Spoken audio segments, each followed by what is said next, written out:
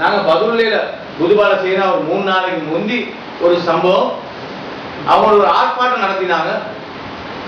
மதரசாவுக்கு போயிட்டு வந்த ஒரு புள்ள அந்த ரோட்டை கிராஸ் பண்ற நேரம் அந்த 13 வயசு பிடிச்சி சிறுவனை பிடிச்சி 3 பேர் அடிச்சு அந்த புள்ளைக்கு இன்று ஒன்றும் விளப்பம் இல்லாத ஒரு நிலையில இருக்கு. அந்த புள்ள ஒரு 13 வயசு பொடியவர்களுக்கு ஒரு அடிக்கடி சொன்னான். இது சொல்லுவாங்க சிங்களத்துல பால அபராதம். இந்த மாதிரி ஒரு அநியாயத்தை கூட போலீஸ் பார்த்து கொண்டு இருந்துச்சு. அங்க இருந்த தெரிஞ்ச ஒரு சிங்கள சகோதரர் அந்த புள்ளையை காப்பாத்தி கொண்டு போய் விட்டு போலீஸால கொண்டு போய் அந்த புள்ளையை வீட்டுல விட்டுருக்காங்க. சில இடத்துல இந்த பள்ளியில ட்ரஸ்டிமார் கூட அப்புறம் இதே மாதிரி பள்ளி ஒரு அடிக்க நேரம் நாங்க ஆர்ப்பாட்டம் பண்ணணும்னு சொல்ற நேரத்துல இந்த முஸ்லிம் காங்கிரஸுக்கு சேர்ந்த சில அரசாங்கத்தோட வாழ்க்கை சொல்லிக்கிற ட்ரஸ்டிமார்ல ஒருவர் அன்று அப்புறம் நீங்க ஆர்ப்பாட்டம் பண்ண வாங்கன்னு சொல்லி நாங்க பண்ணி முடிய பிறகு ஒரு ஸ்டேட்மெண்ட் கொடுத்திருந்தாங்க. நாங்க பண்ணிய கூடாது. நாங்க பண்ணின பிறகு தான் போலீசார் அவனை அரெஸ்ட் பண்ணி 20 பேர்.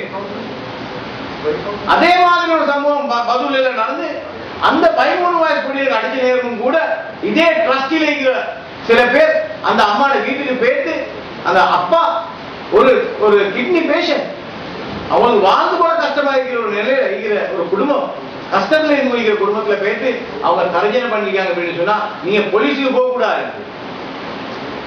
நீங்க போலீஸ்ல கம்ப்ளைண்ட் பண்ணக்கூடாது சொல்லி குட்ட குட்ட குனிகிறோம் மடே திருப்பி அடிக்கணும், அடிச்சாதான் பாடம் படிப்பான். அதனால அந்த 13 வயசு பொடியனை உடனடியாக கொண்டு போய் போலீஸ்ல நேற்று டிஐஜி நான் பேசி கம்ப்ளைண்ட் போட்டிருக்கி அந்த இன்வால்வ் பண்ணினவன் தான் இந்த 3 வீல் ஓனர் அத்துறையில் சொல்லி 3 வீல் நம்பர் UPAAJ 8848 நம்பர்ல 3 பேர் அடிச்சாங்க. ஆனா இவன் தான் தெரியும், இவன் நம்பர் எல்லாம் கொடுக்கப்பட்டு போலீஸால 3 தடவை போனாங்க, எனக்கு குடிக்க கிடைக்கல. இந்த நாட்டுல போலீஸ் எந்த அளவுக்கு பேசிருக்குன்னு சொன்னா நான் சொல்லுவேன், நாட்டுல நீதி நியாயம் இல்லாத ஒரு ஊரு, நீதி நியாயம் இல்லாத இடத்துல ஒரு நீதி அமைச்சர் வேற நீங்க அவருக்கு நேற்று நடந்த சம்பவத்தை பாருங்க. நேற்று பாராளுமன்றத்துல டிப்யூட்டி ஸ்பீக்கர் சொல்றாரு, ஏய் நீ கட்சி தலைவர் ஒன்று இல்ல, உன்னைய கட்சி தலைவரை நான் ஏற்றுக்கொள்ள மாட்டேன். வெட்கம் இல்லையா உனக்கு? வெட்கம் இல்லையா அந்த அரசாங்கத்துல நீதி அமைச்சரா இருக்கிறதுக்கு? எழும்பி வீட்டுக்கு போவப்பா, முஸ்லிம்களுடைய மானத்தை காப்பாத்து, உடனடியாக முஸ்லிம் காங்கிரஸ் விலகணும், டிப்யூட்டி ஸ்பீக்கர் அந்த ஸ்டேட்மெண்ட் வித்ட்ரா பண்ணணும். அப்படி இல்லாட்டி வீட்டுக்கு போயிட்டு அந்த ஐஸ்கிரீம் சரி போட்டு இருந்தா மறுவாதி சமுதாயம் இன்று முஸ்லிம்களை பெயரை சொல்லி முஸ்லிம்கள் காங்கிரஸ் ஒரு பெயரை போட்டுக்கொண்டு முஸ்லிம்களை கேவலப்படுத்தக்கூடிய ஒரு கட்சியாக நீ மாறி இருக்கு. இன்னைக்கு பாராளுமன்றத்தில் நடந்த கேவலம் முஸ்லிம்களுக்கு ஒரு நாள் இப்படி நடக்குது. நீங்க யுஎன்பில அரசாங்கத்துக்கு பேத்து யுஎன்பில இருந்து வெற்றி அரசாங்கத்துக்கு பேத்து அரசாங்கத்தால முஸ்லிம்களுக்கு நிறைய சேவை செய்யணும்னு சொல்லி பேத்து உள்ள பள்ளியெல்லாம் உடைச்சு கொண்டே மட்டும்தான் நடந்துச்சு. முஸ்லிம்களுக்கு கிடைக்க வேண்டியெல்லாம் இல்லாம மட்டும்தான் நடந்துச்சு. ஆனா இப்ப கேவலம் அல்லாஹ் உங்களுக்கு இறக்கிட்டான். எப்படின்னு சொன்னா நீ ஒரு கட்சி தலைவர்கள் என்றத டிப்யூட்டி ஸ்பீக்கர் சொல்லிட்டான். இன்று பாருங்க போலீஸுடைய நிலைமையை பாருங்க. 144 ஸ்பீட்ல போன டிப்யூட்டி மினிஸ்டர் நாங்க போன கிழமையில சொன்னோம், மீடியால போச்சு.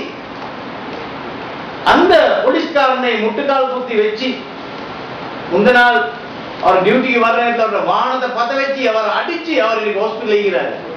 ஆனா நீதியை பாதுகாக்க வேண்டிய போலீஸ் பாஞ்சி டிப்யூட்டி மினிஸ்டருக்காக வேண்டிய பேசுது. மைந்தேல வீட்டுல இருக்கிற ஸ்போக்ஸ்மேன் மாதிரியே தான் போலீஸ் ஸ்போக்ஸ்மேன். அன்று அடிச்ச நேரம் சொல்றாரு, போலீஸ்காரன் டிப்யூட்டி மினிஸ்டர் இப்படி பேசிக்க கூடாது, அடி இன்கொயரியே நடக்க முடியல அவர் சொல்லி முடியும். இன்றைக்கு ஒரு எஸ்பி சொல்றாரு அப்படின்னு சொன்னா போலீஸ்காரன் அடிப்பட்ட உண்மைதான், அவர் நேர விரல நீட்டிக்க கூடாது, டிப்யூட்டி மினிஸ்டர் தான் செஞ்சாருன்னு சொல்லி நீட்டிக்க கூடாதுன்னு சொல்றான். இது எங்க போகுதுங்க நாடு? போலீஸ் எங்கேயே போகுது? போலீஸ் பத்தி 4-5 தடவை ரிசைன் பண்ண போனார் ஒரு விஷயத்துக்கு, அது குடும்ப பிரச்சனை, அவட்ட பிரச்சனை, ராஜபக்ச குடும்பத்துல பிரச்சனை. ஆனா போலீஸ் யூனிஃபார்த்தை கேவலமா நடத்துற இந்த நாட்டுல இந்த ஊர்ல இந்த அரசாங்கம் இது காவலி தான் போலீஸ் பத்தி உடனடியாக விலகணும். அக்கையும் விலகணும், போலீஸ் பத்தி விலகணும். இது 2 விலகுறது தான் நாங்க இன்னைக்கு எதிர்பார்க்கிறோம். நன்றி.